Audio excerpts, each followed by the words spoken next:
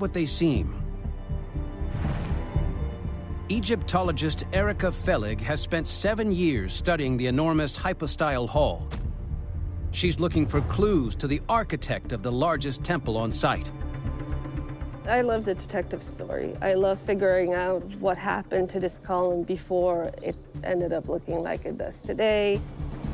Incredibly, her seemingly simple task of identifying who built this massive temple has uncovered a remarkable story of high politics and royal vanity.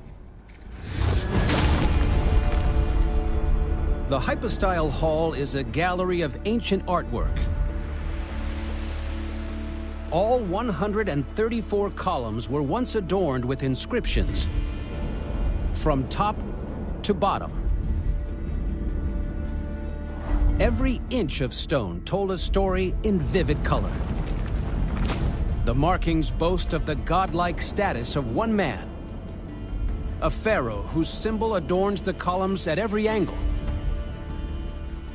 Plastered all along the main avenue is the mark of Ramesses II.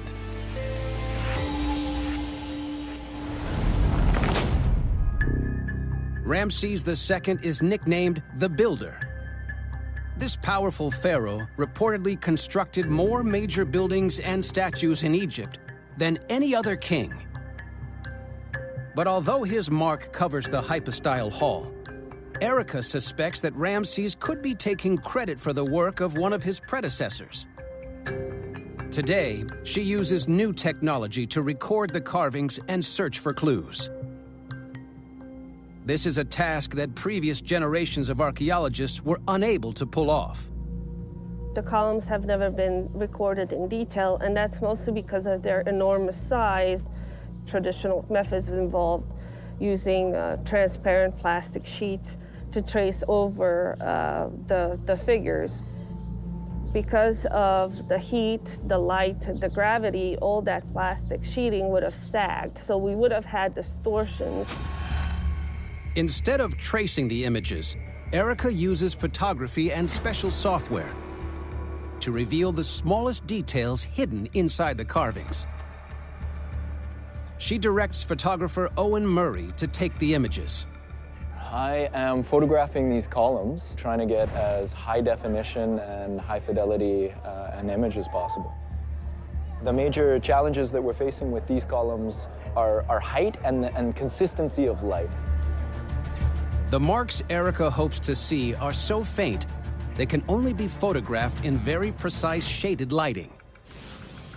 This gives Owen only a small window to work each day. We're dealing with the position of the sun as it moves throughout the day and trying to keep consistent with the quality of photograph. And that has been one of the bigger challenges. Up until this point, we haven't really been able to do that. Owen takes hundreds of photos of the shaded column with an overhead light. This technique helps him to capture every detail of the carved stone surface.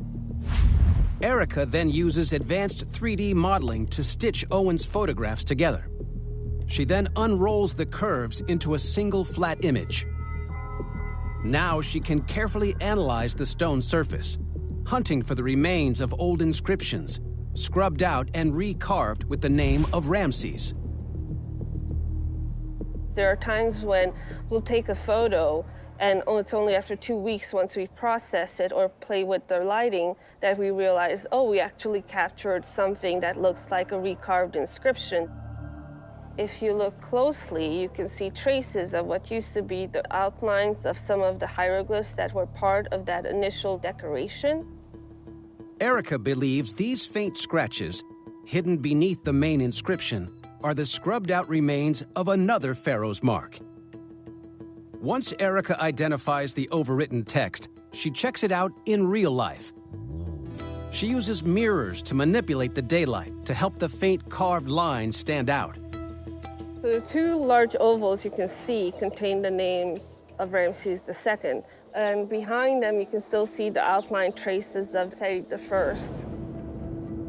At key points in the hall, especially along the grandest and most visible central walkway, Ramses' name overwrites that of his own father, Pharaoh Seti I. And you can still see the faint traces towards the left side of the Ramesses II. Ramses was desperate to replace his father's name with his own.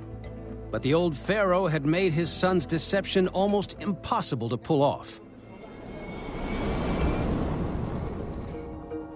Ramses' father was an art connoisseur. His carvings were elaborate, with deep outlines and raised figures.